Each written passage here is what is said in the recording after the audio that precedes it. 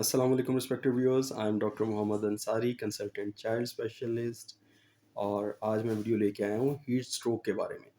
Heat stroke, उसकी different types, क्या वजह होती है हीट स्ट्रोक हो जाता है और इसके तदारुक के लिए हम क्या कर सकते हैं, क्या ऐसे हम डेली बेसिस पे क्या ऐसी एक्टिविटीज़ करें, क्या कैसा खाना रखेंगे, हम हीट स्ट्रोक से बच सकते हैं। आजकल आपको पता है बहुत शदीद गर्मियों का दिन है और इन गर्मियों के दिनों में हीट स्ट्रोक वार्निंग इशू की गई है गवर्नमेंट की तरफ से, मुख्तलिफ बल्दियाज़ की तरफ से, बल्दिया उस्मा की तरफ से, कराची की तरफ से हीट स्ट्रोक की और हीट वेव की जो है वो वार्निंग जारी की गई है। सबसे पहले हम देखते हैं कि इसकी टाइप्स क्या होती हैं। There are three types of heat injuries. Number एक, हीट क्रैम्प्स।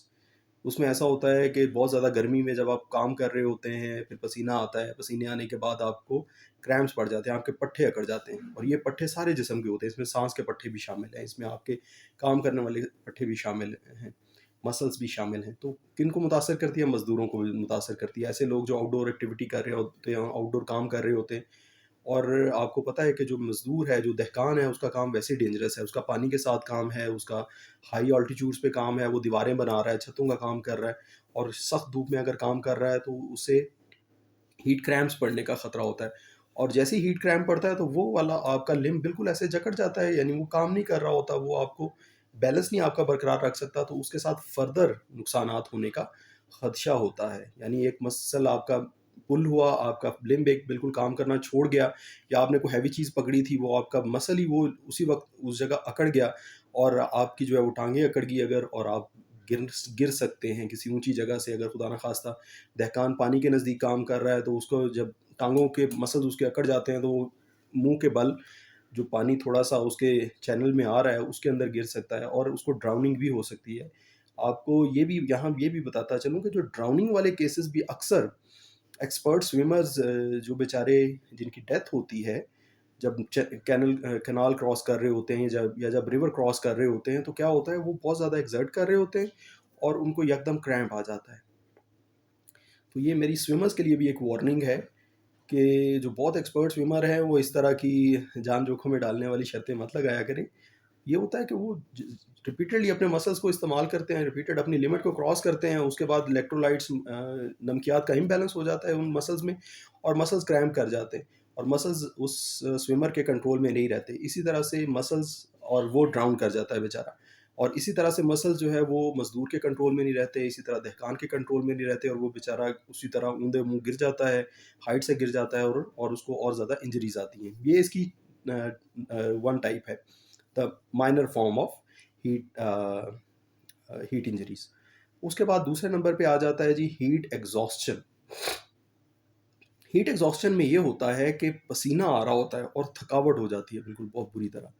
पसीना आ रहा होता है, टेम्परेचर बॉडी का जो है वो हाई होता है या नॉर्मल होता है और बिल्कुल जो है वो जान ख़त्म हो जाती है जिस्म में, ग्लूकोज लेवल भी बाज़ औक़ात कम हो जाता है और पेशेंट के जो जो मसल्स हैं वो काम करना छोड़ जाते हैं। पेशेंट बिल्कुल फ्लैसिड हो जाता है, उसको क्रैम्प्स की निस्बत एक नेक्स्ट स्टेज आ जाती है। इसमें बिल्कुल बॉडी के जो एटीपीज़ हैं, जो जो जो एनर्जी प्रोडक्शन है और एनर्जी यूटिलाइजेशन है वो ख़त्म हो जाती है और पेशेंट को हीट एग्जॉस्शन आ जाती है, यानी वो थक जाता है बिल्कुल। उसमें सडन तो नहीं फॉल होता, लेकिन उसमें भी सिंकपी आ सकती है, लॉस ऑफ कॉन्शियसनेस आ सकती है। ऐसा बच्चों में भी होता है अक्सर कि वो बहुत खेलते-खेलते बाहर खेल रहे होते हैं और यकदम खेलते हुए जो है वो गिर जाते हैं। जब देखते हैं तो टेम्परेचर हाई होता है, पसीने से शराबूर होते हैं और उनके मसल्स काम नहीं कर रहे होते। फिर इसके साथ और कुछ इलेक्ट्रोलाइट इम्बैलेंसेस आ जाते हैं। इलेक्ट्रोलाइट हाइपोकैलीमिया आ जाता है, अगर एक्सरसाइज स्ट्रेनुअस की जाए तो उसके साथ हाइपोकैलीमिया यानी पोटेशियम लेवल कम हो जाता है, तो उसके लिए जो है वो केले खाने का इस्तेमाल, केले खाने का बताया जाता है, योगर्ट खाने का या दूध मिल्क शेक वगैरह पीने का जिसके अंदर मिक्सचर हो फलों का और दूध का, तो उसमें पोटेशियम जो है अच्छी मिकदार में मिल जाता है। आइसक्रीम खाई जा सकती है ऐसे लोगों को जिनको पोटेशियम लेवल लो हो जाता है एक्सरसाइज के बाद, आउटडोर एक्टिविटीज़ के बाद और उनको मसल्स की वीकनेस आ जाती है। कैल्शियम का इस्तेमाल भी इसमें ज़रूरी होता है, सोडियम का इस्तेमाल इसमें ज़रूरी होता है। तो ओवरऑल एक बैलेंस सा जो है वो बना के रखना पड़ता है हीट एग्जॉस्शन से बचने के लिए। अब इसकी फाइनल स्टेज जो सबसे सीवियर फॉर्म है वो है हीट स्ट्रोक। हीट स्ट्रोक में इतना पानी की कमी हो जाती है जिस्म में कि हमारी जो स्वेट ग्लैंड है, हमारे जिस्म की जो गुदूदें हैं जिनसे पसीना बाहर आता है ताकि हमारे जिस्म को ठंडा कर सके, वो भी काम करना छोड़ जाती हैं।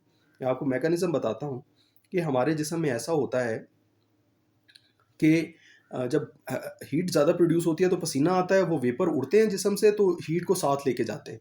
हीट को साथ लेके जिस्म से इवेपोरेट हो जाते हैं। तो जब बहुत ज़्यादा पानी की कमी हो जाती है तो पसीना बिल्कुल खुश्क हो जाता है पेशेंट का और उसका टेम्परेचर बहुत ज़्यादा शूट किया होता है 103, 104, 105, 106, 107 तक भी। 109 तक जो है वो ह्यूमन बॉडी बहुत मुश्किल से सस्टेन करती है और अक्सर बुक्स जो है 107 कहती हैं, 107 फॉर मेल्स और 108 फॉर फीमेल्स। 108 पे जाके हमारे सारे के सारे मसल्स जो हैं वो क्रैम्प हो जाते हैं, वो अकड़ जाते हैं। जिस तरह से आप मसल्स को गोश्त की बोटी को जब आप गरमाइश में डालते हैं तो वो अकड़ जाती है, सफ़ेद हो जाती है, डीनेचर्ड हो जाती है। इसी तरह हमारे जिस्म के मसल्स डीनेचर होना शुरू हो जाते हैं और वो काम करना छोड़ जाते हैं। अब उसमें होता ये है कि सारे मैकेनिज़्म बॉडी के जो हीट लॉस होने वाले होते हैं वो काम करना छोड़ जाते हैं। हमारी नालियाँ जिन्होंने खून जो है ज़्यादा जल्द की तरफ सप्लाई करना होता है ताकि जल्द से ज़्यादा बाहर की तरफ जाए, हरारत बाहर की तरफ निकले, वो भी नहीं फैल पाती क्योंकि पानी खून की कमी हो गई होती है। पानी की कमी होने की वजह से खून गाढ़ा हो गया होता है और कमी हो गई होती है। फिर उसकी वजह से खून जमना भी शुरू हो जाता है जिस्म के मुख्तलिफ हिस्सों में। और पेशेंट जो है वो उसको लॉस ऑफ कॉन्शियसनेस भी हो सकता है और उसको और भी बहुत सारी मुश्किलात का सामना करना पड़ सकता है। तो अभी मैं आता हूँ कि किस तरह से जाए इन हीट इंजरीज़ से। पानी का इस्तेमाल इसमें बहुत ज़्यादा वाइटल है। जब बहुत ज़्यादा गर्म मौसम हो तो आप बहुत ज़्यादा पानी का इस्तेमाल करें, कम से कम 12 ग्लास पानी का इस्तेमाल करें और इसको 16 ग्लास की तरफ ले जाएँ अगर आप आउटडोर एक्टिविटी कर रहे हैं। अगर आप बाहर का काम कर रहे हैं तो हर घंटे बाद 1 गिलास पानी ज़रूर पिएँ। 1 गिलास पिएँ या 2 गिलास पानी ज़रूर पिएँ हर घंटे के बाद या हर आधे घंटे के बाद 1 गिलास पानी पिएँ। और उसके अंदर बहुत ज़्यादा मिकदार में नहीं, बहुत ज़्यादा मिकदार में ऐड करने से ग्लूकोज़ या सॉल्ट ऐड करने से नुकसान होगा। बहुत थोड़ी मिकदार में पिंच ऑफ सॉल्ट और पिंच ऑफ शुगर, उसमें जो है तकरीबन आधा चम्मच चीनी का आप 1 गिलास में डालें। उससे ये फ़ायदा होगा कि आपके बॉडी को जो आपकी स्वेट ग्लैंड को स्वेट प्रोड्यूस करने के लिए एनर्जी चाहिए, एक तो वो भी मिलती रहेगी और दूसरा आपके जो सॉल्ट लगातार लॉस हो रहे हैं आपकी बॉडी से, वो सॉल्ट भी आपके रिप्लेनिश होते रहेंगे। लेकिन यहाँ पे गलती हम लोग ये करते हैं कि हम लोग एनर्जी ड्रिंक्स पीते हैं, हम कोल्ड ड्रिंक्स पीते हैं, हम फ़िज़ी ड्रिंक्स पीते हैं, जूसेस लेना शुरू कर देते हैं जिनमें पहले ही ग्लूकोज़ की मिकदार बहुत ज़्यादा है।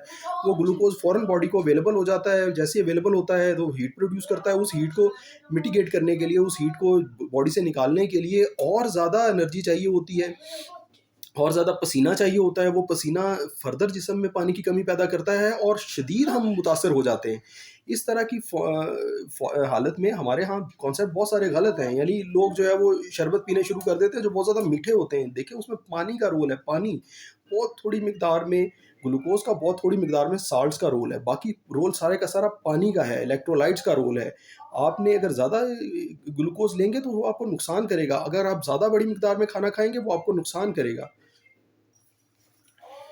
पानी का इस्तेमाल इसमें वाइटल है। जो खाना आपने खाना है वो बिल्कुल बैलेंस सा और बराबर सा खाना खाना है। ज़्यादा ग्लूकोज़ नहीं उसमें लेना, ज़्यादा फैट्स नहीं लेने, उसमें ज़्यादा प्रोटीन्स नहीं लेनी। आपने जो खाना आप खा रहे हैं उसके अंदर बहुत ज़्यादा मिकदार में आटा, वाइट फ्लावर का इस्तेमाल नहीं करना। आपने इस्तेमाल करना है ब्राउन ब्रेड का। ब्राउन रंग की चीज़ें जो हैं वो खाएँ। आप सब्ज़ी का इस्तेमाल करें, आप कच्चे फलों का इस्तेमाल करें, आप कच्ची सब्ज़ियों का इस्तेमाल करें ताकि आपके जिस्म में चर्बी ना जमा हो और चर्बी जो है वो ऊपर से और इंसुलेशन देती है और उस इंसुलेशन की वजह से और ज़्यादा हीट अंदर ट्रैप होती है और जिस्म को बार-बार पसीना बनाना पड़ता है ताकि ये हीट जिस्म से निकले किसी तरह से। तो नंबर 1 ये। नंबर 2, टाइम का ख़्याल रखें। टाइम क्या टाइम है जी, सुबह तकरीबन 11 बजे से लेके शाम 4 बजे तक सबसे ज़्यादा हीट स्ट्रोक का और हीट इंजरीज़ होने का ख़तरा होता है कि आपको नुकसान होगा इस टाइम पे। इस टाइम पे बाहर निकलने से इज्तनाब करें। अक्सर बच्चे जो है वो इसी टाइम पे स्कूल से उनको छुट्टी होती है और बच्चे वापस आ रहे होते हैं। उसमें छतरी का इस्तेमाल करें। छतरी के साथ-साथ आप जो है वो गीला कपड़े का गीले टॉवल का इस्तेमाल कर सकते हैं। बच्चे के सर पे रख सकते हैं। उसमें सर का बहुत बड़ा एरिया सरफेस एरिया होता है, यहाँ से हीट लॉस होती रहेगी। फिर बच्चे का टेम्परेचर बार-बार हाथ से चेक करें, हाथ की उल्टी साइड से चेक करें बच्चे का टेम्परेचर। अगर बच्चा गर्म लगे तो उसके कपड़े हटा दें और उसके जिस्म पे पट्टियाँ करें, जिस तरह फ़ीवर कंट्रोल की वीडियो में मैंने डिटेल से बताया हुआ है। ये थी व्यूअर्स मेरी आज की वीडियो। उम्मीद है आप लोगों को पसंद आएगी और इस पे अमल करके आप लोग हीट इंजरी से इंशाल्लाह बचे रहेंगे। अगर आपको पसंद आए मेरी वीडियो तो लाइक कीजिए, सब्सक्राइब कीजिएगा मेरे चैनल को और अपने दोस्तों को रिकमेंड कीजिएगा। और अगर आपको कोई क्वेश्चन हो तो कमेंट सेक्शन में ज़रूर पूछिएगा, इंशाल्लाह मैं आंसर करूँगा। Thank you very much. अस्सलाम वालेकुम।